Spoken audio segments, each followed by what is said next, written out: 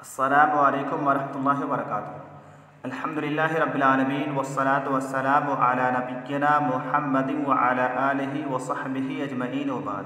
तलबा-ए अज़ीज़, आज हम लोग अलक़राअतुर रशीदा अल-जुज़्उल अव्वल का पहला सबक पढ़ेंगे, जिसका उन्वान है, जिसकी हेडिंग है अल-कब्शो वल क़ित्तो, यानी मेंढा और बिल्ला। अल-कब्शो का माना है मेंढा, चाहे वो किसी भी उम्र का हो, छोटा हो या बड़ा हो। इसकी मादा ज़ानुन है, इसके बड़े और मुड़े हुए सींग होते हैं। अगर इसकी दुम गोल और चक्की की तरह से भारी हो तो इसे दुम्बा कहा जाता है, और दुम्बा को अरबी ज़बान में खरूफ कहा जाता है। कब्श कैसे होता है, मेंढा कैसे होता है, ये उसकी तस्वीर है।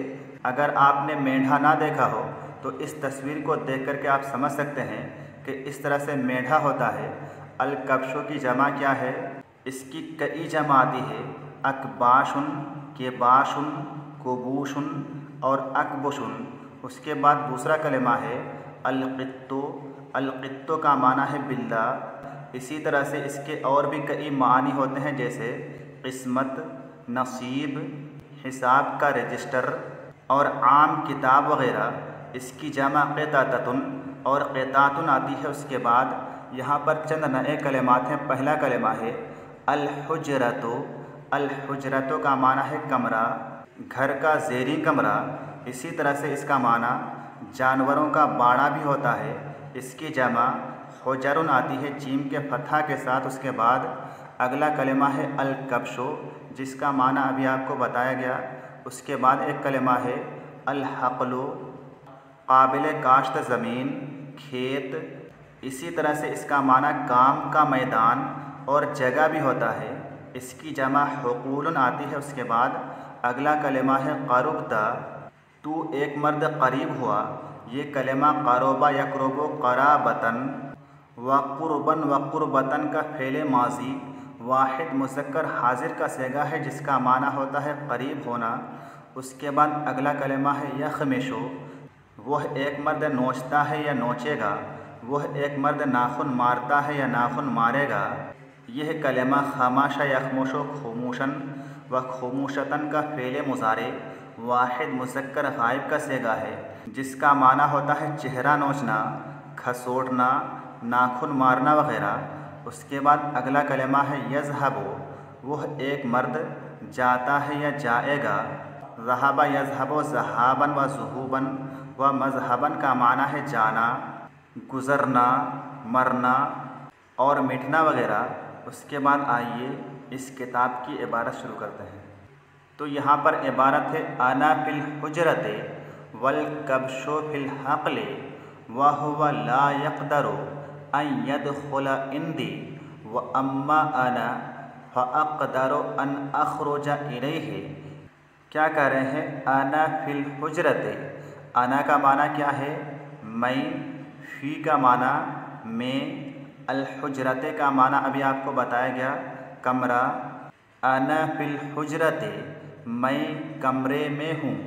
वल कब्शो फिल हक़ले, वाव का माना और, कब्श का माना मेंढा, फ़ी का माना में और अल-हक़लो का माना खेत। वल कब्शो और मेंढा, फिल हक़ले खेत में है। अना फिल हुजरते, मैं कमरा में हूँ, मैं कमरे में हूँ। वल कब्शो फिल हक़ले और मेंढा खेत में है। इस इबारत में अल-हुजरते मजरूर क्यों है? अल-हुजरते पर कसरा क्यों है? क्योंकि इससे पहले फ़ी हरफ़े जर है। इसी तरह से अल-हक़ले भी मजरूर है। अल-हक़ले को भी ज़ेर दिया जा रहा है, कसरा दिया जा रहा है, क्योंकि इससे पहले भी फ़ी हरफ़े जर है। उसके बाद अगली इबारत है वहुवा ला यक़दरु अन यदख़ुला इंदी। वाव का माना और, हुआ का माना वो, ला यक़दरु क़दिरा यक़दरु क़दरन व क़ुदरतन, क़ादिर होना, कुदरत पाना। वहुवा ला यक़दरु, और वो क़ादिर नहीं है, वो कुदरत नहीं पाता है, ताकत नहीं है उसके पास।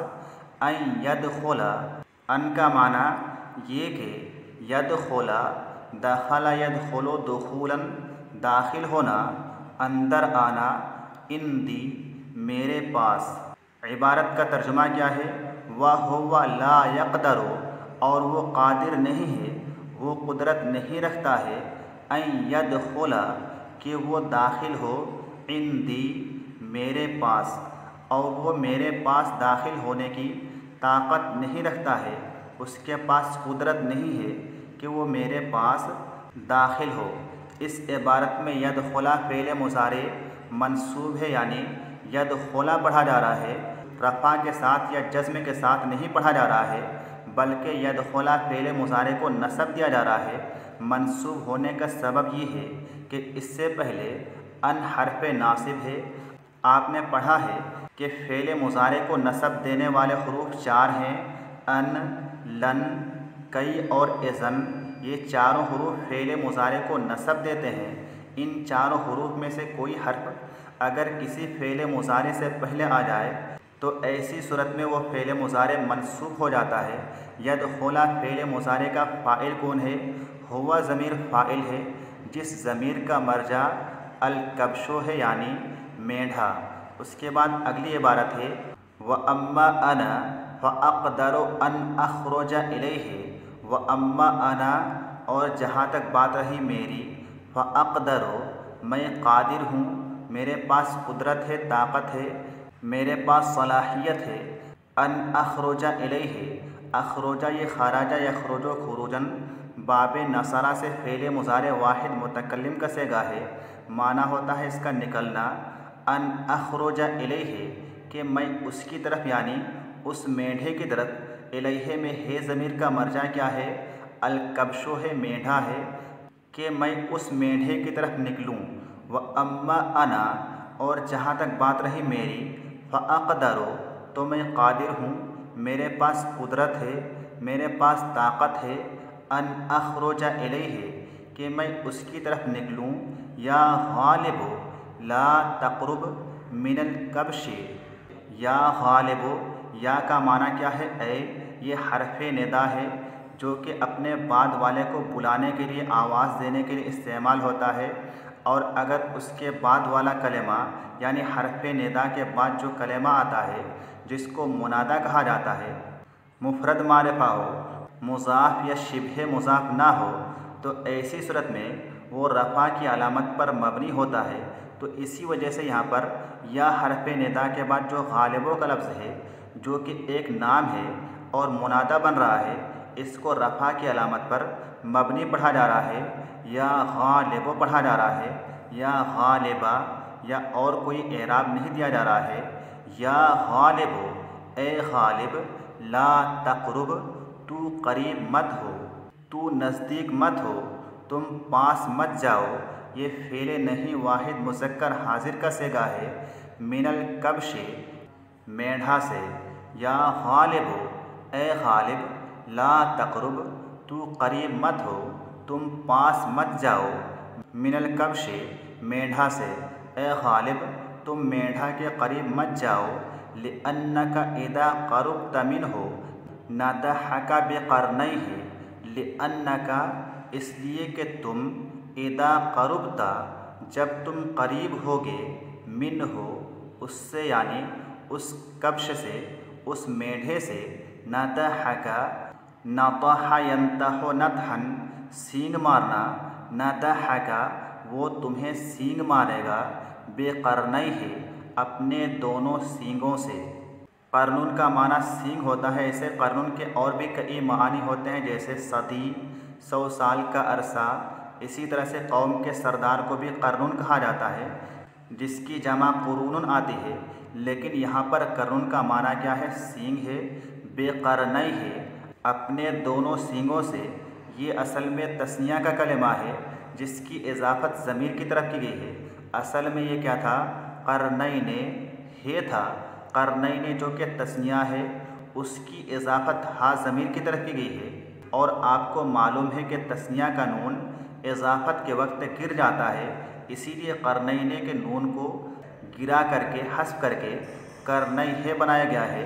और ये कलेमा हालत जर में इसलिए है क्योंकि इससे पहले बा हरफ जर है, इसीलिए ये तस्निया का लफ्ज़ हालत जर में है, जिसे याय माक़बल मफ्तूह के साथ اعراب دیا جا رہا ہے تو میڈھے سے قریب کیوں نہیں ہونا ہے، میڈھے کے پاس کیوں نہیں جانا ہے؟ سبب کیا ہے وہ یہاں پر بیان کیا گیا ہے کہ لِأَنَّكَ اِذَا قَرُبْتَ مِنْهُ، اس لیے کہ تم اِذَا قَرُبْتَ مِنْهُ جب اس سے قریب ہوگے، اس میڈھے کے پاس جاؤ گے، نَتَحَكَ وہ تمہیں سینگ مارے گا، بِقَرْنَيْهِ اپنے دونوں سینگوں سے، وہ تمہیں اپنے دونوں سینگوں سے ٹکر مارے گا ایسے۔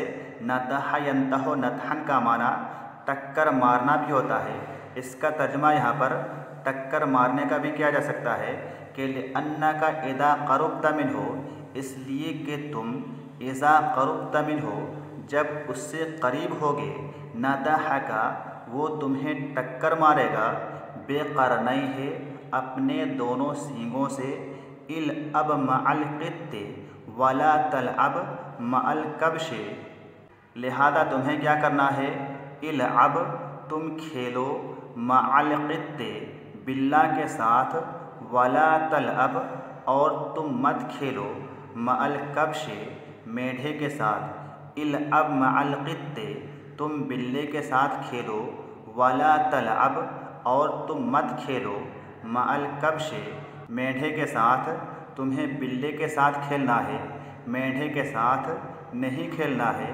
کیونکہ بلّہ جو ہے یہ تمہیں ٹکر نہیں مارے گا، تمہیں پریشان نہیں کرے گا، تمہیں نقصان نہیں پہنچائے گا، البتہ میڈھا ایسا نہیں ہے، میڈھا تمہیں نقصان پہنچائے گا، تمہیں سینگ مارے گا۔ اس کے بعد اگلی عبارت ہے اختی الصغیرۃ لها قط ابیض تلعب معه طول النهار فلا هي تعاکسه ولا هو یخمشها۔ اختی الصغیرۃ، اختی کا معنی کیا ہے؟ میری بہن، الصغیرۃ چھوٹی، اختی الصغیرۃ میری چھوٹی بہن، یہ الصغیرۃ کا لفظ اخت کی صفت ہے، یعنی میری چھوٹی بہن، لہا قط ابیض اس کے لیے، قط بلّہ ہے، ابیض سفید، اس کا ایک سفید بلّہ ہے، تلعب معه وہ اس کے ساتھ کھیلتی ہے۔ تلعب فعل کا فاعل کیا ہے؟ یا ضمیر ہے، جو ضمیر لوٹ رہی ہے اخت کی طرف، یعنی میری بہن کھیلتی ہے، معه اس کے ساتھ، کس کے ساتھ؟ ہو ضمیر کا مرجع القط ہے، یعنی بلے کے ساتھ کھیلتی ہے، طول النہار پورا دن، مکمل دن۔ اختی الصغیرۃ میری چھوٹی بہن، لہا قط ابیض اس کا ایک سفید بلّہ ہے، تلعب معه طول النہار وہ اس کے ساتھ کھیلتی ہے، طول النہار پورا دن، مکمل دن۔ اس عبارت میں ابیض کا لفظ حالت رفع میں ہے، مرفوع ہے، اس کو ضمہ کے ساتھ پڑھا جا رہا ہے کیونکہ یہ قطوں کی صفت ہے، اور چونکہ قطو حالت رفع میں ہے اسی لیے اس کی صفت یعنی ابیض بھی حالت رفع میں ہے۔ اسی طرح سے الصغیرۃ حالت رفع میں ہے کیونکہ اس کا موصوف کیا ہے؟ اخت حالت رفع میں ہے۔ موصوف صفت آپ کو معلوم ہے کہ موصوف صفت دونوں کا اعراب کیا ہوتا ہے؟ ایک ہی ہوتا ہے، تو اس عبارت کا ترجمہ کیا ہے؟ اختی الصغیرۃ لہا قط ابیض میری چھوٹی بہن کا ایک سفید بلّہ ہے، تلعب معه طول النہار وہ اس کے ساتھ کھیلتی ہے مکمل دن، پورا دن، فلا هي تعاکسه ولا هو یخمشها، فلا هي پس وہ نہیں، حیا سے مراد کیا ہے؟ میری بہن اختی، تعاکسه عاکس یعاکس معاکسۃ ستانا، پریشان کرنا، فلا هي تعاکسه پس وہ اس کو پریشان نہیں کرتی ہے، پس وہ اس کو ستاتی نہیں ہے، پریشان نہیں کرتی ہے، یعنی میری بہن اس بلے کو ستاتی نہیں ہے، پریشان نہیں کرتی ہے، ولا هو یخمشها اور وہ نہیں، یعنی وہ بلّہ نہیں، ہوا سے کیا مراد ہے؟ القط ہے، بلّہ ہے، ولا هو یخمشها اور وہ بلّہ اسے نوچتا نہیں ہے، اسے ناخن نہیں مارتا ہے، यखमिशुहा में हा ज़मीर का मर्जा उख्ती है, यानी मेरी बहन को बिल्ला नोचता नहीं है, नाखून नहीं मारता है। फला हिया तुआकिसुहु, बस वो उसको सताती नहीं है। वला हुवा यखमिशुहा, और वो बिल्ला उसे नोचता नहीं है, नाखून नहीं मारता है। तो ये आज का सबक हुआ जिसमें आपको अल्फाज के मानी बताए गए, तर्जुमा बताया गया, इबारत कैसे पढ़ा जाता है वो बताया गया, एराब और वजह एराब बताया गया, इसी तरह से ज़मीरों का मर्जा आपको बताया गया। ये तमाम चीज़ें आप समझ करके याद करें और जिस तरह से आपको बताया गया है उसी एतबार से, उसी तरीके पर, उसी तर्ज पर, उसी उसलूब पर आप इस किताब की तैयारी करते रहें। और जहां आपको समझने में कोई दिक्कत हो, परेशानी हो, किसी भी तरह की परेशानी हो, आप ज़रूर पूछें। आज का ये सबक पूरा हुआ। अस्सलामु अलैकुम वरहमतुल्लाहि वबरकातुहू।